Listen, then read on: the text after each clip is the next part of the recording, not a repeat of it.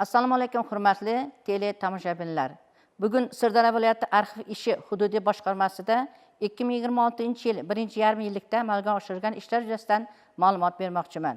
Viloyatdagi arxiv muassasalarida bugungi kunda jami 755 mingga yaqin saqlov birligidagi arxiv hujjatlari saqlanmoqda.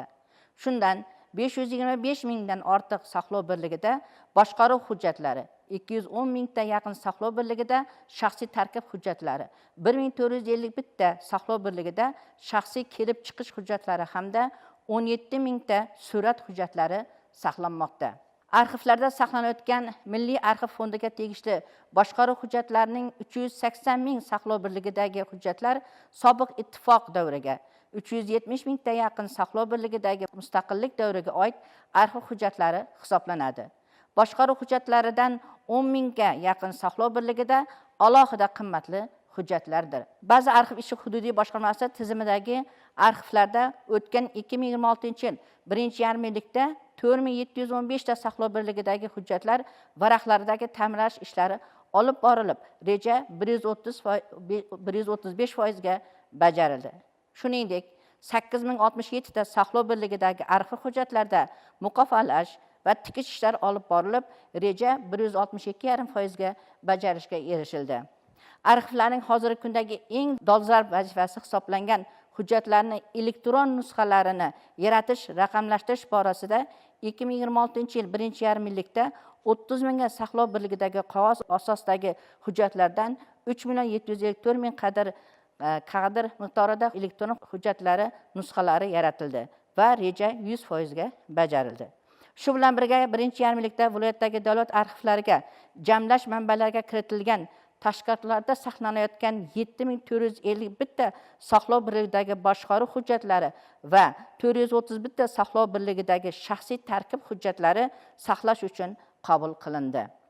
Boshqaruv hujjatlarini davlat arxivlariga saqlash uchun qabul qilishda ilmiy texnik ishlov berilishi tashkil etiladi. Viloyatdagi davlat arxivlari tomonidan 1341 ta ro'yxatdagi boshqaruv hujjatlari xatlovi takomillashtirilib, reja 105% ga bajarildi. Boshqarma tizimidagi arxivlar tomonidan 2026-yil 1-yarmiyillikda jami 668 million so'mlik pullik xizmat ko'rsatildi va reja ko'rsatkichi 192% ga bajarildi. Bunda davlat arxivlari tomonidan shartnoma asosida hujjatlarni tartibga keltirishdan 462 million so'mlik yuridik va jismoniy shaxslardan tushgan mavzuli so'rovlardan 206 million so'mlik pullik xizmatlar ko'rsatildi.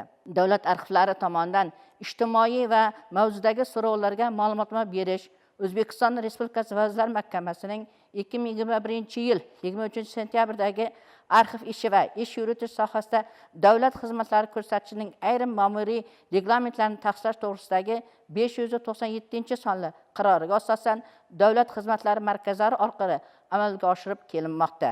Davlat arxivlariga 2026-yil 1-yarmiyillikda 2533 ta ijtimoiy huquqiy so'rovlar kelib tushgan va kelib tushgan ijtimoiy so'rovlarning barchasi ko'rib chiqilgan. Shuningdek, boshqarma tizimidagi davlat arxivlariga jismoniy va yuridik shaxslardan 2026-yilning 1-yarmiyillikda davlat xizmatlari markazlari orqali kelib tushgan 2533 ta mavzuli so'rovlardan 1670 ta so'rovlar ijobiy hal etilgan hamda 688 ta so'rovlarda arxivlarga bog'liq bo'lmaganligi va arxivlarda saqlovda yo'qligi bo'yicha tushuntirishlar berildi. Korxona, tashkilot va muassasalarning hujjatlar bilan ishlash, hujjatlarni o'zlarining idoraviy arxivlarda saqlash tartiblariga rioya qilish va hujjatlarni davlat arxivlariga saqlovga topshirish borasida boshqarmaning 2026-yil rejasiga asosan 16 tashkilotlarda davlat nazorati tadbirlari o'tkazilib, arxiv hujjatlarini saqlash va o'z vaqtida davlat arxivlariga saqlov uchun topshirish tartiblariga rioya qilmagan 7 ta tashkilotlarning mas'ullariga nisbatan ma'muriy bayonnomalar tuzilib, sudlarga chiqarildi va sud organlari tomonidan ularga ma'muriy javobgarlik belgilab, jarimalar qo'llanildi. Davlat nazoratida o'tkazilgan 16 ta tashkilotlarga arxiv ishi yuritish tartiblarini talab darajasiga keltirish bo'yicha ko'rib chiqilishi majburiy bo'lgan taqdimnomalar kiritildi.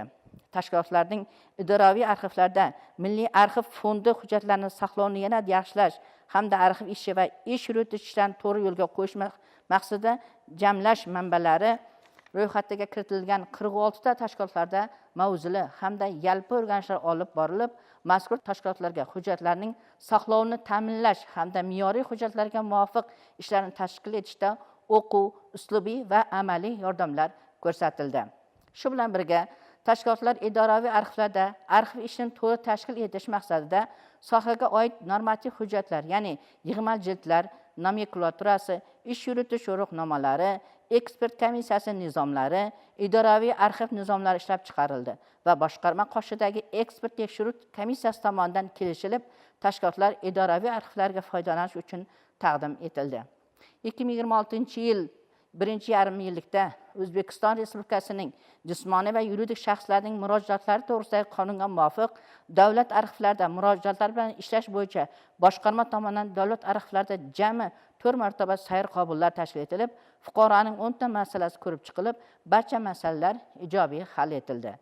Arxiv muassasalarida O'zbekiston Respublikasining arxiv ishi va to'g'risidagi qonuni hamda O'zbekiston Respublikasining jismoniy va yuridik shaxslarning murojaatlari to'g'risidagi qonunning talablari bo'yicha 2026-yil birinchi yarmilikda 4 ta yig'ilishlar o'tkazildi va bu ishlar davom etib borilmoqda.